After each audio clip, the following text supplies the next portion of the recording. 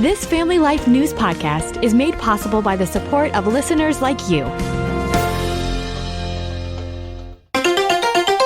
Next on the 5 o'clock report. Today, a federal judge said she will require immigration agents in the Chicago area to wear body cameras. I'm not going to wait around for the stress to see what happens next. If the justices rule in favor of Louisiana, there will be a trickle-down effect, likely in other districts across the South that favor minority voters. Now, let's go to the newsroom. Good afternoon and welcome to the broadcast. I'm Family Life News anchor Sarah Harnish. With the Gaza Strip silent, President Trump now eyes Ukraine. He spoke with Russia's president today. He's planning on a meeting with Vladimir Putin in Hungary. White House Press Secretary Caroline Leavitt. There were discussions and plans are now being made for the Russian side and our folks, led by Secretary of State Marco Rubio, to meet, and then for President Putin and President Trump to perhaps meet again, but I don't think the president has closed the door on that at all. Trump hosts Ukrainian President Volodymyr Zelensky at the White House tomorrow. Hamas says it has returned to Israel the bodies of all the hostages that it can. The Palestinian militant group said Wednesday that it had abided by what was agreed upon and has handed over all the living captives in its possession and the corpses that it could access. The ceasefire agreement between Israel and Hamas called on the militants to turn over 28 deceased hostages within 72 hours, but they've only returned 9 bodies so far. Israeli Prime Minister Benjamin Netanyahu's spokesperson, Shosha Bedrosian. A callous, barbaric terror group is continuing to hold onto these bodies as their families innocently wait to give their loved ones a dignified Jewish burial. A federal judge in Chicago has a solution to clashes between ICE agents and protesters there. CBS reporter Osher Koreshi. Today, a federal judge said she will require immigration agents in the Chicago area to wear body cameras. The order comes just days after a chaotic immigration incident on Chicago's southeast side. Federal agents in that incident say a vehicle rammed into a Border Patrol SUV, setting off a car chase and multiple arrests. A 10th vote was taken today to end the government shutdown, and the vote was? The motion is not agreed to. On the larger issues, neither side is showing signs of budging. We're simply asking them to extend current funding levels for a few weeks while we work on full-year appropriations. As it drags on, more air traffic controllers aren't just calling in sick, they're retiring. Some older controllers saying they're hanging up their headphones for good. I'm not going to wait around for the stress to see what happens next. Drew McQueen, vice president of the Great Lakes Regional National Air Traffic Controllers Association, feels the loss of veteran controllers will have ripple effects. You like to see your experienced people stay around to help out the younger people. We're learning more about the case that went before the U.S. Supreme Court yesterday on redistricting. That case centers around a 2024 map created in Louisiana after black voters sued, saying they were underrepresented. After arguments were presented, the court appears likely to toss the map because it violates parts of the Voting Rights Act on how district lines are drawn. The justices appeared yesterday poised to limit the use of the act. That would be big. Fox correspondent David Spunt. The Voting Rights Act is 60 years old this year. We'll see what the justices decide. They have until typically the end of June to make a decision, but since this is a big one, that decision could come at any time. Spunt says the ruling could have a huge effect in favor of Republicans for the 2026 midterm elections. If the justices rule in favor of Louisiana and wipe out that district, there will be a trickle-down effect, likely in other districts across the South that favor minority voters. They may have to be redrawn. What's unclear when. And is medicine too expensive? No problem. Just make your own. California has announced it's going to start offering its own brand of insulin. CBS reporter Stacey Lynn. Over the last decade, the cost of insulin has skyrocketed, and doctors and pharmacists say many patients have been forced to skip or take a lower dose. We've had patients who have made the choice to forego their insulin because they didn't have the money to pay their copays. So California Governor Gavin Newsom said they were taking matters into their own hands. Beginning January 1st, a 5-pack of pens will cost no more than $55 because, he said, Californians shouldn't ration insulin or go into debt to stay alive. Still to come, on the 5 o'clock report. A big debate tonight with Andrew Cuomo and Zohran Mamdani. The drought impacting drinking water for some, and the International Day of Prayer for Persecuted Christians coming up. We have a sit down with the Voice of the Martyrs Vice President, Todd Nettleton. But weather next. I'm Kevin Williams, and here is your Family Life regional weather forecast. For tonight, mainly clear and chilly, once again frosty for many. Low temperatures in most areas in the 30s. Tomorrow, sunny skies give way to some clouds in western New York. High temps approaching 60. There could be a shower late in the day or at night in western and central New York. Otherwise, for Saturday, clouds, partial sunshine, and warmer with high temperatures in the 60s and near 70. All right, we'll take it. Thank you, Kevin. Checking the stories, making news where you live across New York and Pennsylvania. New York City mayoral candidate Zohran Mamdani will debate the issues tonight with fellow mayoral candidates Andrew Cuomo and Curtis Sliwa. He gave an interview to Fox News on Wednesday. Mamdani has been highly critical of America's relationship with Israel. Do you believe that Hamas should lay down their weapons and leave the leadership in Gaza? I believe that any future here in New York City is one that we have to make sure that's affordable for all. But you won't say that Hamas should lay down their arms and give up leadership in Gaza. I don't really have opinions about the future of Hamas and Israel beyond the question of justice and safety. He wants to freeze the cost of rent and provide free citywide bus fares by taxing the rich. Polls show the socialist has a double-digit lead with less than 3 weeks to go till Election Day. It is a court win for New York Democrats in an election law case. That story from Family Life's Mark Webster. Yeah, the State Court of Appeals has ruled unanimously that a new state law moving most local elections to even-numbered years is constitutional. That appears to end a long legal battle over the law passed and signed by Governor Hochul in 2023, moving elections outside of New York City to even-numbered years starting this year, with some exceptions for races covered by the state constitution. A Republican challenge argued it conflicted with individual county charters, while Democrats say the move is in keeping with state and federal races and should boost voter turnout. Mark Webster, Family Life News. Water woes continue for many communities in New York and Pennsylvania due to a prolonged drought, but the impact depends in large part on where communities get their drinking water. While places such as Fredonia and Ripley in western New York are facing serious water shortages due to low reservoir levels,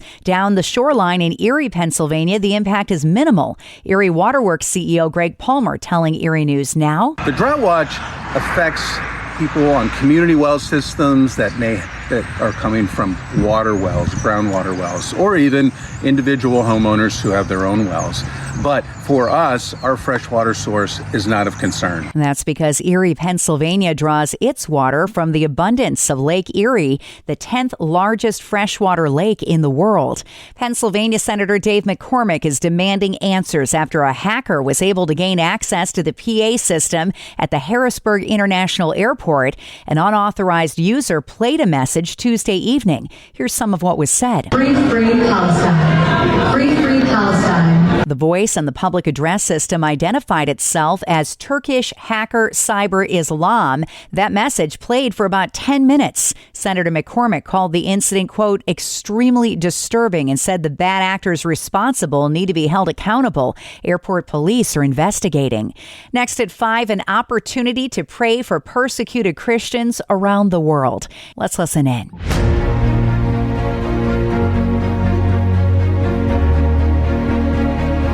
This is Faith Under Fire. We take you straight to the voices on the front lines of religious battlegrounds. I'm news anchor Sarah Harnish, and with me today, Voice of the Martyrs Vice President, Todd Nettleton. We're talking the International Day of Prayer for Persecuted Christians.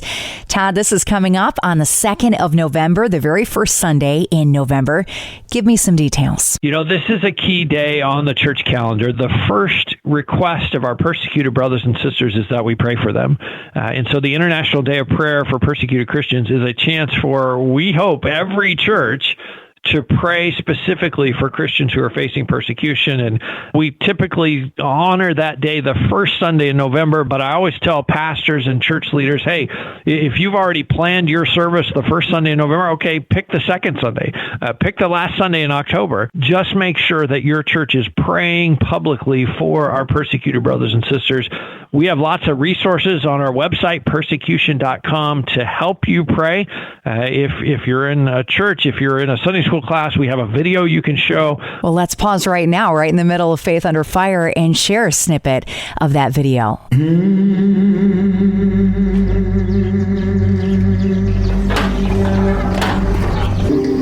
My village was attacked in June. I was taken into the forest. They said, if you become Muslim, you can be spared. If you refuse, we will kill you. My name is Kasaka. I am a Christian. My friends and I were coming out of our field. We were attacked by rebels. That's a very powerful video showing the persecuted church. What other resources do you have on your website, Todd? We have church bulletin inserts. We even have a kind of a sermon builder tool. If you're a pastor, if you're a teacher, what does the scripture say about persecution and how do I communicate that? We've got a tool to help you do that. So the important thing is every church praying for persecuted Christians sometime in that month of November. That's incredible. I mean, it's like a little to-go kit for churches just to pick it up and use it in their services to get Christians praying collectively for those that are in countries where it's dangerous to be a Christian. Different churches do different things. We've actually heard from churches who have kind of an underground service. They distribute instructions on how to get in the building. Maybe there's a secret knock that you have to know in order for the door to open. We actually heard from a pastor several years ago who built a prison cell on the front lawn of their church. The week before International Day of Prayer, he spent that week in that prison cell. And when the media came out, when the cameras came out, they're like, Pastor, well, what are you doing in the cell? And he said, well, hey, I'm going to get out on Sunday to go preach on International Day of Prayer for persecuted Christians. But we are remembering brothers and sisters who aren't going to get out on Sunday. They're still going to be in prison. And so, like I say, different churches honor that day in different ways. They do different things to draw attention to it. But our hope is every church is praying for persecuted Christians. Learn more at persecution.com/IDOP. You can subscribe, listen to, and share Faith Under Fire and all of Family Life's original podcasts at Apple Podcasts, Spotify, YouTube, or at familylife.org. We all want to enjoy God's blessings when we're faithful, but it's harder to welcome His loving correction when we fall short. Hi, I'm Rob West with today's Faith and Finance Minute. God blesses and corrects us to shape us into wise and faithful stewards. His principles for handling money are not only godly, but also practical. When we follow them, we often experience stability and margin. But when we ignore them by overspending or taking on unwise debt, the consequences usually come naturally, teaching us to realign our priorities with His wisdom. Hebrews 12:6 reminds us the Lord disciplines the ones He loves. His correction isn't condemnation. It's an invitation to grow in faith and obedience. Following God's principles draws us closer to Christ. That's our greatest treasure. Get biblical answers to your financial questions in the Faith Fi community. Download Faith Fi, Faith and Finance in your app store or visit faithfi.com. Coming up on the 5 o'clock report, a 30-year secret holding strong. Who keeps pulling a practical joke off on the University of Montana? We've got an extreme tradition coming up next after weather. I'm Kevin Williams, and here is your Family Life regional weather forecast. A clear, calm, and chilly night is ahead.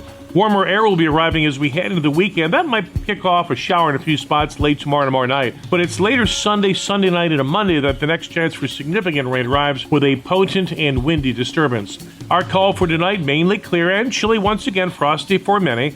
Low temperatures in most areas in the 30s. Tomorrow, sunny skies give way to some clouds in western New York. High temps approaching 60. There could be a shower late in the day or at night in western and central New York. Otherwise, for Saturday, clouds, partial sunshine, and warmer with high temperatures in the 60s and near 70. And it's breezy and relatively warm Sunday, but from west to east, showers and steadier rains even for some will arrive later in the day and at night. Thank you, Kevin. Finally at 5, every autumn, someone somehow manages to skewer a pumpkin on a clock tower spire 7 stories high atop the University of Montana's main hall, climbing a seemingly unclimbable steep pyramid-shaped roof to reach it. But one of the team of climbers behind the feat has spilled the beans. Multiple lookouts all throughout campus, middle of the night, and then 2 climbers up top. If there's any condensation, it's pretty slippery. NBC Montana disguised his identity since there have been some arrests over the years. It's dangerous stuff, so much so that the university has offered to have outside professionals get the pumpkin up there to keep students safe. But the students behind the Montana mystery say, no thanks. Being climbers, we still try to race them to do it first. This marks the 30th consecutive year the seemingly impossible prank has been accomplished, giving new meaning to higher education. And that's the world that we live in for Thursday, the 16th of October. I'm Sarah Harnish, and this is the 5 o'clock report on Family Life. Thank you for listening to this Family Life News podcast. If you've been encouraged by what you've heard, please share it with others and click the subscribe button to automatically receive future episodes. Family Life is a listener-supported ministry. Podcasts like this are made possible by your financial partnership. Find out more at familylife.org.